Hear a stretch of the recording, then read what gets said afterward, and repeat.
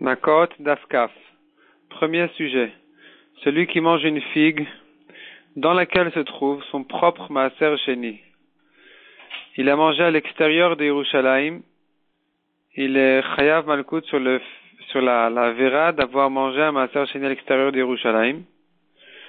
Et non seulement dans le cas où le Maaser Sheni a déjà été prélevé, mais même dans le cas où le Maaser Sheni n'a pas encore été prélevé, simplement la figue est rentrée et ressortie de Yerushalayim, sachant que son Maaser Sheni, qui est prévu d'être prélevé par la suite, se trouve à l'intérieur de cette figue. Le Maaser Sheni est considéré comme s'il est déjà rentré à Yerushalayim et ressorti.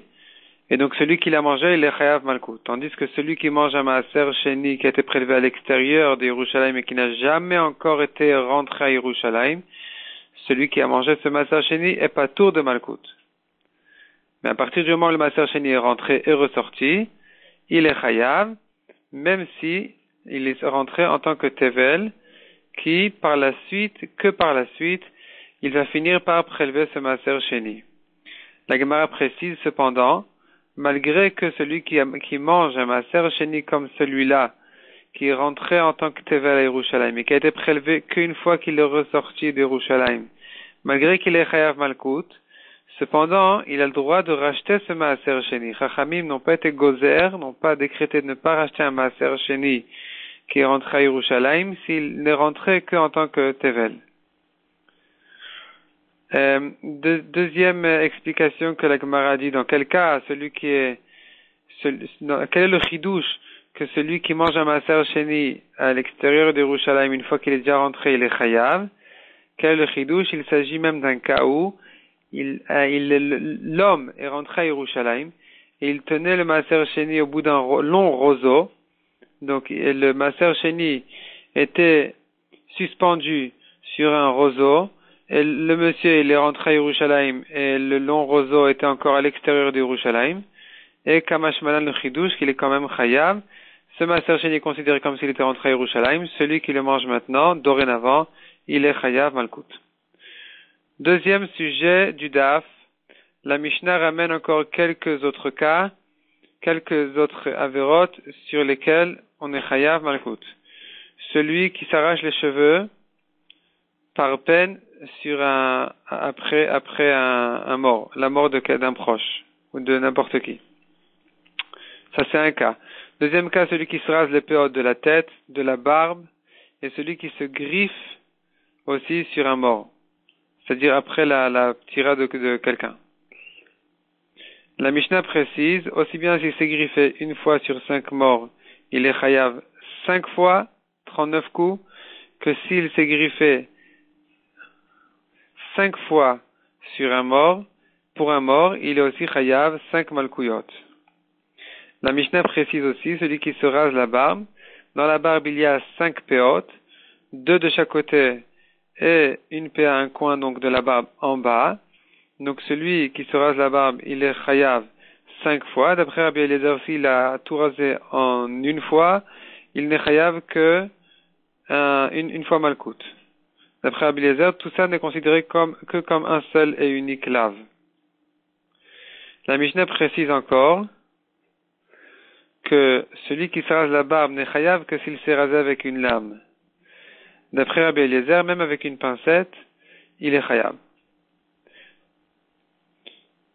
Troisième sujet du Daf, c'est la Gemara qui amène les drashot sur la Mishnah. Le pasuk dit Lo ikrechu korcha. On n'a pas le droit de s'enlever les cheveux, s'arracher les cheveux par peine pour un mort, puisque la Torah dit au singulier korcha. Donc il est chayav sur chaque fois qu'il s'arrachait les cheveux. Ensuite, la Gemara fait une gzera shava. Ce pasuk-là, ce lave-là, apparaît 2 fois dans la Torah. Une fois à propos des Kohanim et une fois à propos de tout Israël. Et on apprend un de l'autre. Une fois la Torah dit toute la tête, tandis que dans l'autre pasuk, la Torah ne précise que entre les yeux. Et dans l'autre pasuk, la Torah précise qu'il s'agit de celui qui se fait ça après la mort de quelqu'un. Et donc on apprend un de l'autre pour dire que dans tous les cas, aussi bien dans Kohanim que dans Israël, on est chayav sur toute la tête, les cheveux de toute la tête, et que dans un cas de quelqu'un qui se fait ça après la mort de quelqu'un. La Gemara ajoute, celui qui s'arrache les cheveux plusieurs fois, une derrière l'autre, alors qu'on lui a fait une seule atraa, il est chayav qu'une seule fois. Par contre, si il s'est arraché les cheveux, s'il a mis de la pommade sur ses 5 doigts et qu'il a fait en un coup 5 korchot, il est chayav 5 fois. De quelle taille il s'agit? Quelle taille de combien de cheveux il doit s'enlever pour être chayav? La Gemara amène 4 avis. Soit à partir du moment où il dévoile sa tête, il est chayav. Soit il est chayav une fois qu'il s'est enlevé des cheveux comme un gris, c'est-à-dire un diamètre de 18 ou 19 mm. Soit sur 2 cheveux il est déjà chayav. Et 4e avis enfin, comme la taille d'une lentille. La Gemara ajoute encore, celui qui s'enlève les cheveux Shabbat, qui se coupe les cheveux Shabbat, sur 2 cheveux il est déjà chayav, de près à Blazer même sur un cheveu, et le koulé alma, s'il s'est enlevé un cheveu blanc parmi des noirs, il est chayav même sur un seul cheveu, et d'ailleurs, même en jour de chol, c'est interdit de s'enlever un cheveu ou un poil blanc parmi les noirs. Mishum lo ilbash gever simatisha, c'est un comportement de femme. 4e sujet du daf. Celui qui se rase les péotes de la tête, les coins de la tête, des cheveux de la tête, donc au-dessus des oreilles. Pas exactement au-dessus des oreilles, mais là où les cheveux ils descendent vers la barbe. Donc tout cet endroit-là est considéré comme les péotes de la tête, puisque la Torah interdit d'égaliser un rond égal tout autour de la tête et d'enlever donc tous les coins des péotes. Celui qui les enlève, il est chayav, et non seulement celui qui les enlève, mais même celui qui s'est fait enlever. Donc même chez un goy, chez un coiffeur goy, il est chayav. La Gemara demande mais comment il est chayav alors qu'il n'a pas fait aucun maaseh, il s'est assis, il s'est laissé faire. Donc d'après Rabbi Yehuda, effectivement, il est chayav même sans maaseh, mais la Gemara ajoute que même d'après Chachamim, il peut être chayav si il s'est coupé à lui-même ses cheveux-là des péotes, ou bien si il a un peu tourné la tête pour aider le goy ou celui qui lui a coupé les péotes.